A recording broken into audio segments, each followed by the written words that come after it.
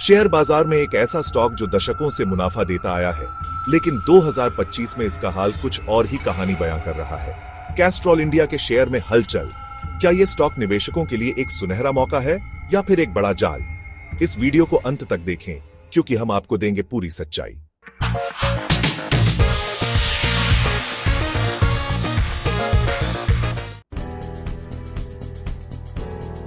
Castrol India का इतिहास और बिजनेस मॉडल। कैस्ट्रॉल इंडिया, जो भारत की सबसे बड़ी लुब्रिकेंट कंपनियों में से एक है, क्या अभी भी वही दम रखती है? कैस्ट्रॉल इंडिया लिमिटेड 1909 में स्थापित हुई थी और तब से लेकर अब तक यह भारत के ऑटोमोबाइल, इंडस्ट्रियल और मरीन सेक्टर में प्रमुख लुब्रिकेंट सप्लायर रही है। यह कंपनी ब्रिटिश पेट्रोलियम (BP) के स्वामित्व में है, जो एक ग्लोबल एनर्जी दिग्गज है।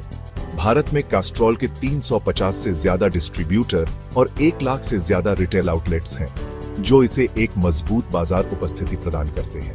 इसके उत्पाद कारों, बाइक्स, ट्रकों और इंडस्ट्रियल मशीनों में उपयोग किए जाते हैं, जिससे इसका बिजनेस स्थिर रहता है।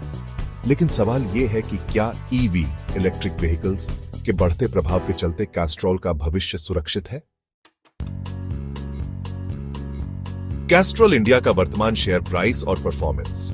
आज के समय में कैस्ट्रॉल इंडिया का शेयर 187 रुपये 90 पैसे पर ट्रेड कर रहा है। पिछले एक साल में इस शेयर ने काफी उतार चढ़ाव देखे हैं। 52 वीक हाई 284 रुपये, 52 वीक लो 163 रुपये, market cap 18,295 crore, PE ratio 20.1। क्या यह स्टॉक महंगा है? Return on equity ROE 42.2%। कंपनी की प्रॉफिटेबिलिटी कैसी है? Dividend yield 4.02%। क्या इसमें लंबी अवधि के लिए निवेश करना सही होगा? पिछले कुछ सालों में कंपनी ने अच्छा मुनाफा कमाया है, लेकिन इसकी ग्रोथ स्लो हो रही है। क्या 2025 में कैस्ट्रॉल इंडिया में निवेश करना सही रहेगा? आइए जानते हैं। क्या कैस्ट्रॉल इंडिया अभी निवेश के लिए सही है? अगर आप इस स्टॉक को खरीदने का सोच रहे हैं, तो ये फैक्टर जरूर ध्यान दें। स्ट्रॉन्ग पॉइंट्स, सकारात्मक पक्ष, मजबूत ब्रांड वैल्यू। कैस्ट्रॉल भारत की टॉप लुब्रिकेंट कंपनियों में से एक है। Dividend paying stock. पिछले कुछ सालों से यह निवेशकों को अच्छा डिविडेंड देती आई है। Stable business model. इसका बिजनेस मॉडल मजबूत और कम रिस्की है। Parent support. ब्रिटिश पेट्रोलियम जैसी बड़ी कंपनी इसका बैकअप देती है। वीक पॉइंट्स, कमजोर पक्ष। EV इंडस्ट्री का प्रभाव। इलेक्ट्रिक वाहनों में लुब्रिकेंट की कम जरूरत होती है, जिससे कैस्ट्रॉल की डिमांड पर असर पड़ सकता है। Growth opportunities limited. कंपनी की ग्रोथ पिछले कुछ वर्षों से धीमी रही है। कंपटीशन। भारत में अब कई नई लुब्रिकेंट कंपनियां आ रही हैं, जिससे मार्केट शेयर में कमी हो सकती है। तो क्या यह स्टॉक लॉन्ग टर्म के लिए सही है या फिर इसमें निवेश से बचना चाहिए? खतरे और चुनौतियां। कैस्ट्रॉल इंडिया को EV इलेक्ट्रिक व्हीकल्स से कितना खतरा है?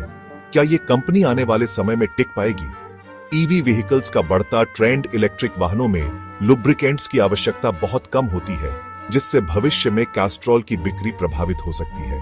ऑटोमोबाइल सेक्टर की अनिश्चितता। पेट्रोल डीजल वाहनों पर बढ़ते रेगुलेशन से इसकी डिमांड घट सकती है।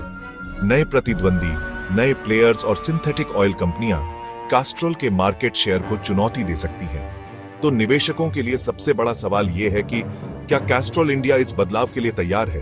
तो क्या आपको इस शेयर में निवेश करना चाहिए? अगर आप डिविडेंड इनकम चाहते हैं तो यह स्टॉक आपके लिए अच्छा हो सकता है, लेकिन EV इंडस्ट्री के चलते लॉन्ग टर्म ग्रोथ को लेकर सतर्क रहना जरूरी है। आपका क्या विचार है?